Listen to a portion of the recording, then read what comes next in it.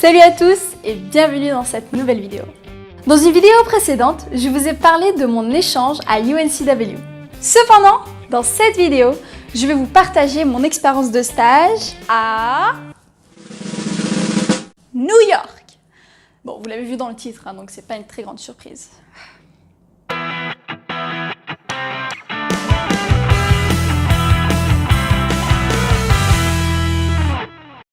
Dans le cadre de mon échange à l'étranger, j'ai dû faire un stage de 4 à 6 mois dans le même pays dans lequel j'ai fait mes 3 semestres d'échange universitaire. Du coup, vu que j'ai fait mon échange aux États-Unis pendant 3 semestres, j'ai dû faire mon stage aux États-Unis. Enfin, c'est logique quoi. Du coup, dans cette vidéo, je vais t'expliquer les différentes étapes par lesquelles je suis passée pour obtenir mon stage à New York. Alors reste avec moi. Alors pour trouver un stage aux États-Unis, c'est pas facile du tout, Et même si tu as un visa. Certaines compagnies ne savent pas que tu as un visa. Mais toi, tu en as un. Ah mais on l'a le visa, les gars. Vu que ton université te le fournit, étant donné que le stage est obligatoire. Du coup, si les compagnies voient sur ton CV que tu es français, que tu as fait des études en France et que t'es juste aux États-Unis pour un échange universitaire, ils vont même pas prendre la peine de regarder ton CV. What? Et ça, c'est juste dégueulasse. La deuxième difficulté est de trouver ton stage avant le mois de janvier ou le mois de février. En gros, c'est très simple. Les cours finissent en décembre. Et toi, t'es juste excité par l'idée de rentrer chez toi, revoir tes amis, faire du ski, qui sait, mais surtout de te reposer. Bref, passer de bonnes vacances d'hiver, quoi. Mais après, tu te rappelles d'une chose. T'as pas de stage. Alors là, tu commences à paniquer, à stresser. Tu te dis que tu ne vas jamais valider ton année et que tu ne trouveras jamais un stage parce que c'est beaucoup trop tard, quoi. Et enfin, une troisième difficulté que j'ai rencontrée, c'est le timing. Qu'est-ce que je veux dire par timing? En gros, les recherches de stage prennent énormément de temps, sauf si tu es chanceux. Et les compagnies peuvent prendre environ 1 mois juste pour répondre à ta candidature. Du coup, si on fait le calcul, vu qu'aucune offre pour janvier n'est postée au mois d'août et septembre, il te reste donc octobre, novembre et décembre. En octobre, tu vas trouver des débuts d'offres de stage qui peuvent éventuellement t'intéresser et auxquels tu vas postuler. Mais généralement, le temps d'analyser ta candidature, les compagnies peuvent prendre 3 à 4 semaines, voire 1 mois pour répondre. Du coup, c'est déjà novembre. On va dire que tu te retrouves avec une dizaine de compagnies auxquelles tu as déjà postulé. Et parmi ces 10, on va dire que seulement 2 sont intéressés par ton CV. Après, il y aura environ donc 2 à 3 semaines d'échange entre toi et la compagnie pour juste planifier un entretien face à face ou par Skype. Du coup, c'est déjà le mois de décembre. C'est le début des examens finaux.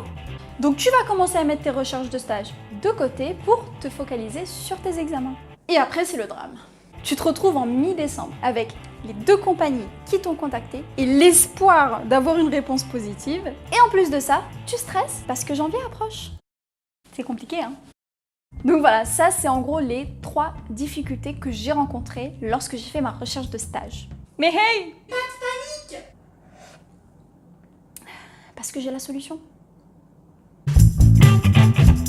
Première solution.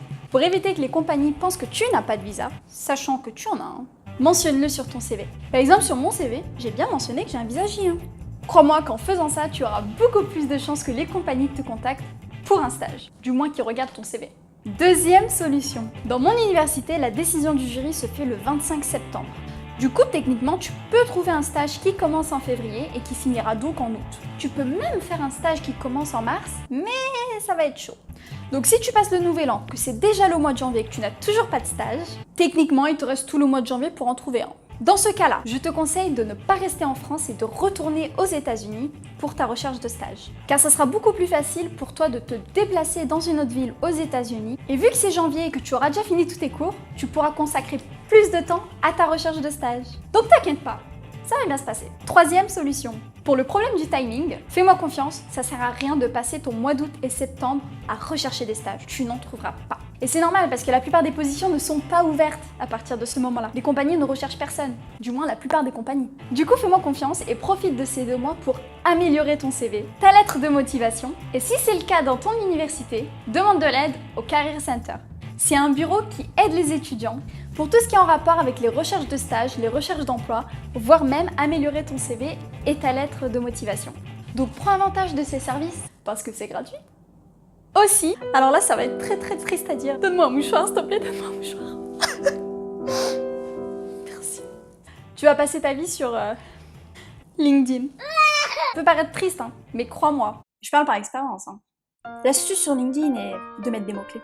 Looking for a 6 months internship. Exchange student at UNCW. Majoring in marketing professional selling. Dis-moi, tu ferais pas un peu la meuf là quand même? Bah non, pas du tout. Un petit peu. Bref, des mots-clés qui vont attirer le recruteur. Parce que grâce à ces mots-clés, tu n'auras même plus besoin de chercher de stage. Enfin si, cherche toujours, mais ça t'aide quoi.